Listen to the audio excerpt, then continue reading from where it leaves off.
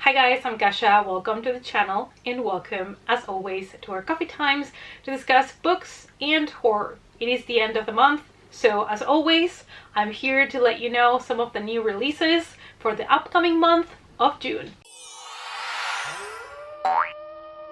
It's coffee time! The month of June is going to bring us a lot of joy. There are many cool releases. Some of them are books that I must read, including, spoiler alert, the new Riley Sager book. I know, controversial, love it or hate him, but I'm still gonna pick it up and I'm excited about it. Now, I have compilated a list of 22 titles. These are all either horror or thrillers. And as always, obviously, there's probably a lot more out there that I have not been able to find. But these are the 22 that I have been able to find and put together a list for you guys. So without further ado, let's check all of those new releases. The first release compiles 3 different stories from 3 different writers. It is called Confirmed Sightings, a tribal cryptid creature feature. Wow, that was complicated for me to say. But the 3 authors are P.L. Macmillan, Bridget D. Brave, and Ryan Marie Ketterer. These are 3 horror novellas and they also include illustrations.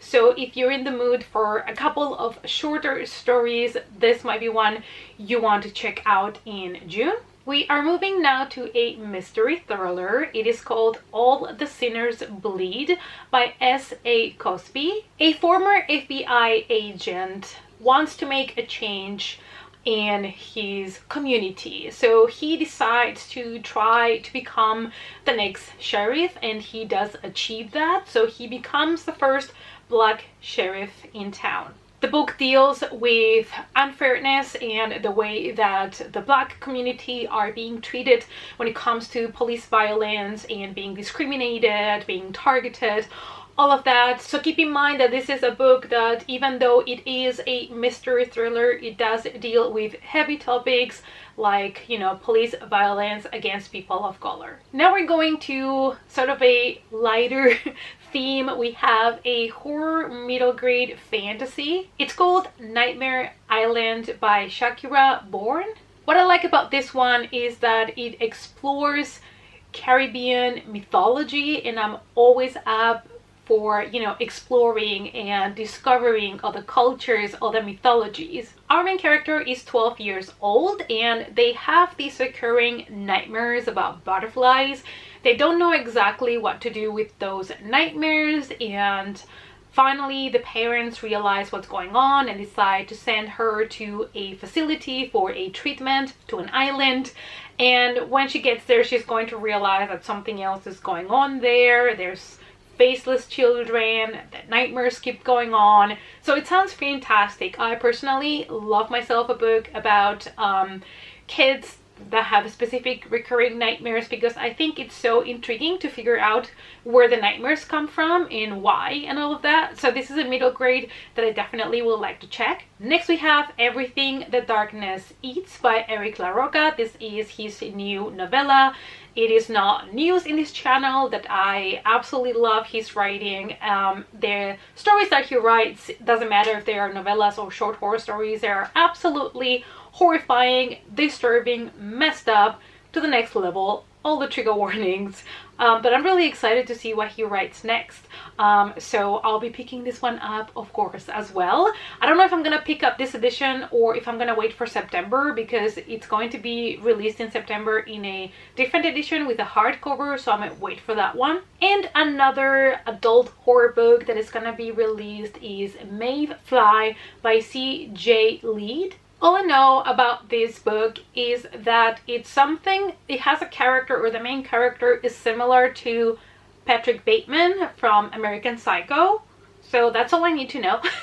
Plus this cover sounds fantastic, and it sounds like a really like unique concept of a book, so I urge you to check it out if you're interested in weird horror stories. Next we have The Unconsolables, which is a short horror story compilation, and it is by Michael W. Hunt, but it's also illustrated by Trevor Henderson. So these are all short horror stories written by the same author, and we do have illustrations. I personally love short horror stories that include illustrations. Since, you know, the stories are short, I feel like the illustrations help me visually to connect a lot more with the concept, since I do not have a full-length novel. In order to get an idea in my head of how everything looks like, it speeds up the process a little bit and gets me a little bit more engaged with the story. So I love short horror story compilations that include, you know, illustrations with it. And we have more short horror stories. The next compilation is called Sleeping in the Fire, a collection of 9 horrifying tales, and they are all written by John Durgin. There is a shark attack, there is a group of kids that return to their camp to realize that everybody that was in the camp has been slaughtered. There is a couple as well that gets stranded and trapped at the top of a Ferris wheel when chaos breaks loose, and I don't know, they all sound really entertaining. I've never read anything by the author, but this compilation sounds great. Next we have a psychological thriller called Summer Rental by Regtalk Ross. It says Mean Girls meets Scream. We follow in this story a group of friends that get stranded in an island together with a serial killer that is on the loose. So this sounds like the perfect slasher scenario. Sounds like a lot of fun. It's also in an island, it's summertime, so I might pick this one up to read it during summer, because I do want to read purely summer horror books in July and August.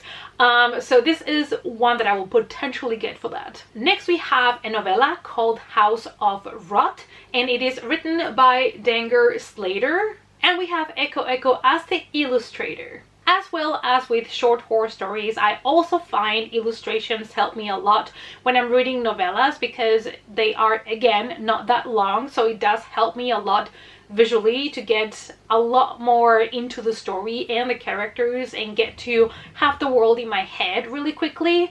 This one is about fixer-uppers of houses, and there's this house that has like pink mold, there is footsteps where they shouldn't be, and soon the people inside realize that they are unable to leave, and nobody, not even the neighbors, can hear them scream. Moving on to yet another compilation of short horror stories. This time it is by a bunch of different authors, and it has a very specific theme. It is called Howls from the Wreckage, an anthology of disaster horror. So it is all about disasters, and I do find that disaster horror is something really relatable, because to be honest, it can happen anytime, anywhere. We don't want to really think about it, but what if your house would like just, you know, fall down?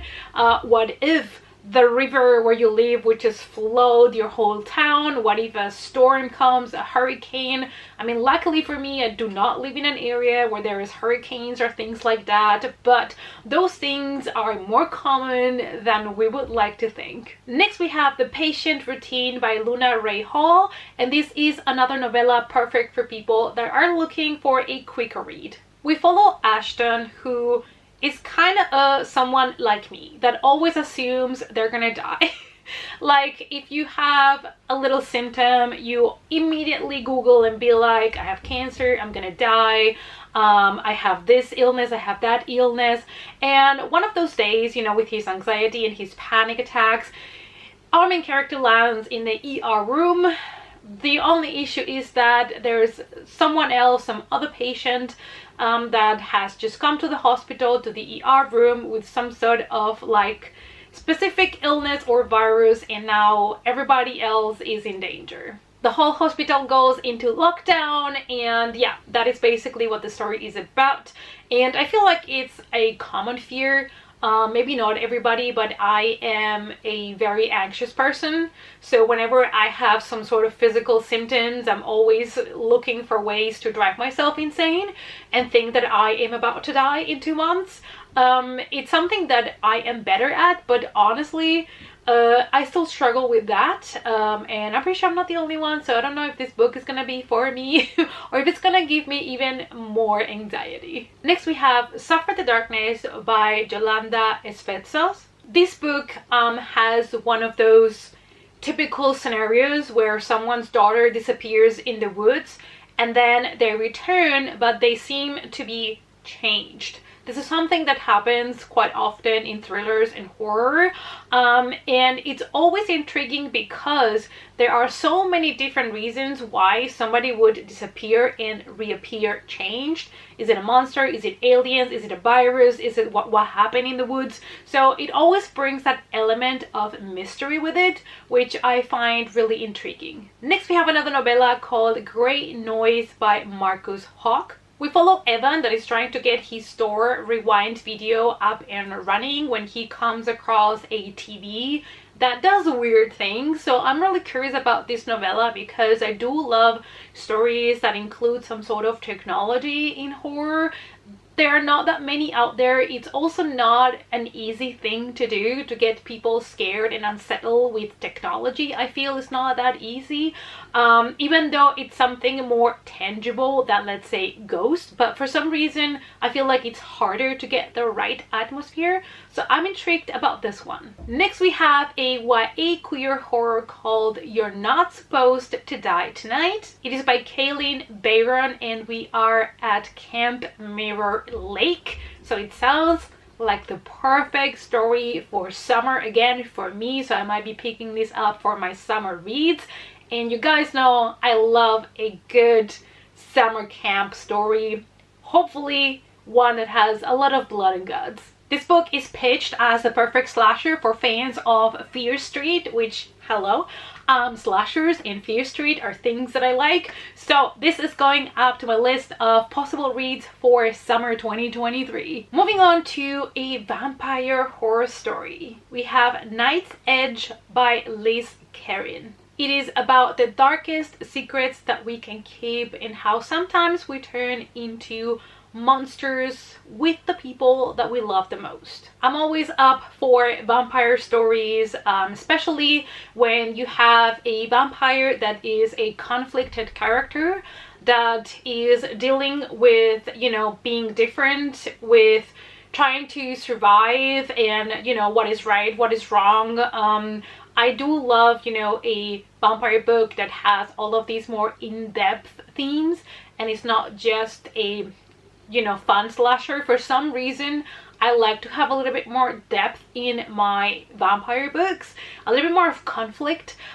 Maybe it's because there has been also so many vampire books, and I feel like when we do not lose that aspect of humanity in a way, even though vampires are no longer human, I think it makes the book a lot more interesting. Moving on to Where Echoes Die by Courtney Gold, and this is another YA queer horror book. Beck is a reporter and she has been struggling for years after losing her mother, and one day she receives in the mail a letter that seems to be handwritten by her mother, and it says, "Come find me."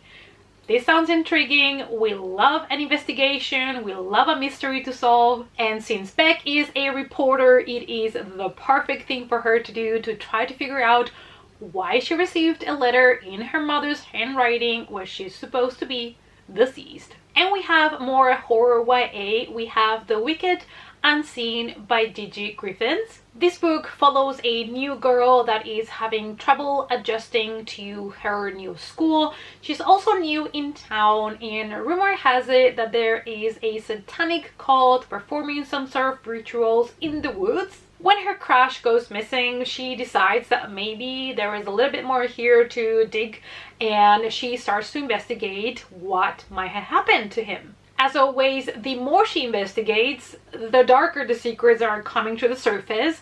Is the whole town involved?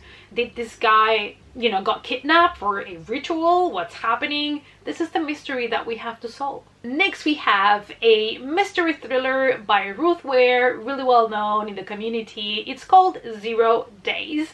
Now, when it comes to Ruth Ware, to be honest and to be transparent, I've only read Woman in Cabin 10, and I thought it was okay, but I didn't love it. So I'm still trying to decide which other book to read by her, because I do want to give her a couple more chances.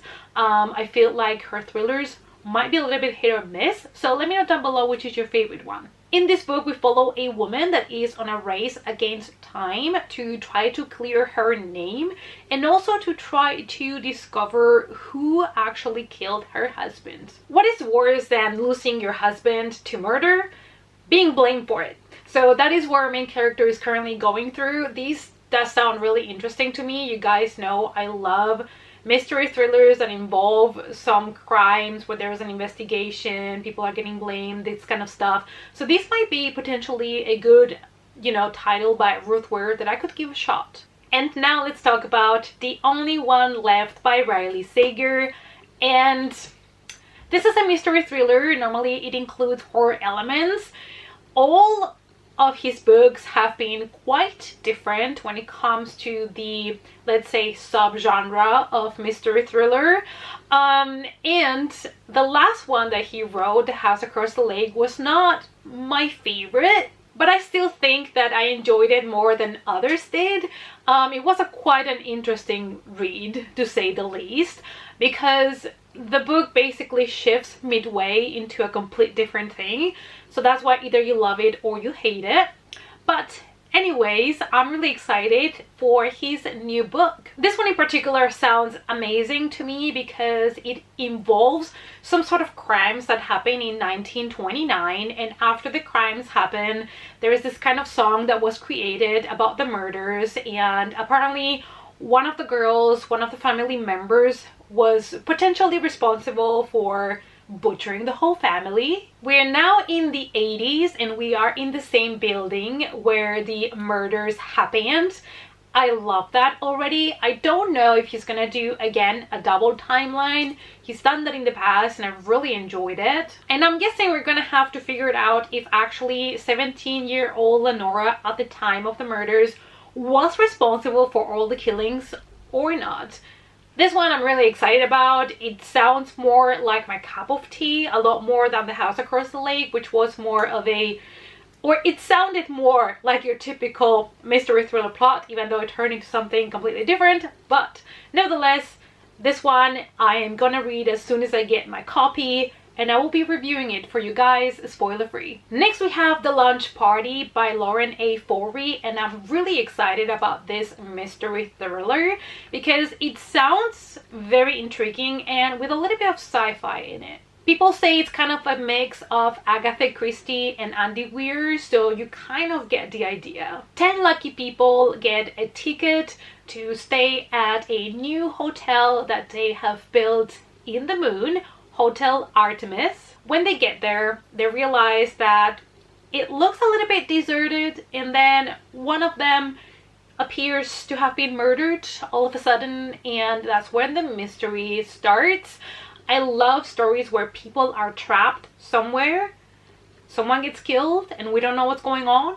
I love that. And now we are in a hotel in the moon. It just sounds fantastic. I'm guessing this is going to be a whodunit story. I love the trope of, having strangers trapped in a building. So I'm really excited about this one. I'm a little bit scared as well because when you're really excited about something, it can backfire. But this is another one that I'm really excited to read. Next we have The Devil Within Us All by William F. Gray, and this is adult horror. There is a stranger that comes to town and apparently starts to commit some crimes. There is a sheriff in town that is trying to figure out what the heck is going on, but people in town seem to be praising this stranger, this evil kind of monster that has arrived. So it will be really interesting to figure out why did this guy, kind of came out of the blue. Why this town? Why is he committing these crimes? Will he be able to defeat this evil by himself? Can he trust anybody else in town? They all seem to be influenced by the stranger. So can he trust the people he's known his whole life? And last but definitely not least, we have Dead 11 by Jimmy Giuliano. This is a horror mystery thriller about an island where people are weirdly obsessed with the year 1994. A newcomer arrives trying to figure out more about her son's death, and what she finds is a very weird community. Clifford Island is not your typical place, it's not your typical people, and our main character is going to get involved in a really bizarre, weird community with a certain set of rules. Everyone in this island seemed to be stuck in the same day in 1994. This sounds fantastic, it sounds weird, it sounds unique, and the 90s, love it. So I want to know why everyone seemed to be stuck here and what actually happened to her son. Why did he die? Did he die in the island? This one opens a lot of questions. Alright guys, so these were the 22 titles that are coming out in the month of June 2023. Let me know down below if there's any of these that you're excited about, and if there's any other releases that are coming out in June, let me know in the comments as well. I hope that this list was useful. I hope that you found something here that maybe you didn't know of, or that, you know, it was good that you got reminded that it was coming out. And a lot of interesting things I have to say, especially also for myself, coming out in June, so my bank account might not be that happy. But anyway, you guys, thank you as always so much for watching, and I hope to see you all in our next coffee time. Bye.